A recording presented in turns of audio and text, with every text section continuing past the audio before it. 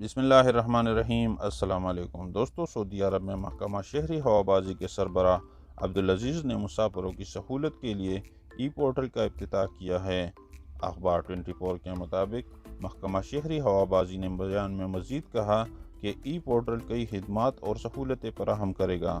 مثلاً مسافر کو اس سفر کے دوران ان کے حقوق و فرائض سے آگاہ کرے گا، سفر کا تجربہ بہتر بنانے کے لیے اور سفری خدمات سے متعارف کرایا جائے گا۔ مسافروں کو ان کے حقوق کے بارے میں قوانین و ضوابط سے مطلع کیا جائے گا۔ محکمہ شہری ہوابازی نے بیان میں مزید کہا کہ ای پورٹل کی بدولت سعودی ایئر فورس پر خدمات کا معیار بلند ہوگا، مسافروں سے تجاویز لی جائے گی اور اسپیشلسٹ پلیٹ فارموں کے ذریعے شکایات کا اندراج ہوگا۔ مسافروں سے دریافت کیا جائے گا کہ ان کا سفر کا تجربہ کیسا رہا۔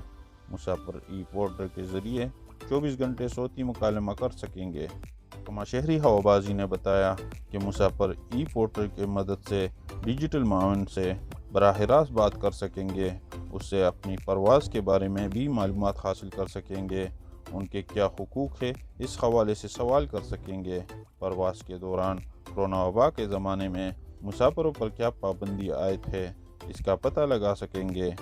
ڈیجیٹل معاون ہوائی جہازوں اور سعودی ہوائی اڈوں پر مسافروں کی تجاویز اور شکایات کا بھی اندراج کرے گا۔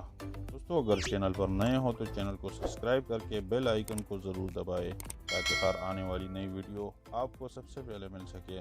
اپنا اور اپنے دوستوں اور رشتہ داروں کا بہت سا خیال رکھیں۔ ہمیں دیجیے اجازت، ملتے ایک نئی ویڈیو میں، تب تک کے لیے اللہ حافظ۔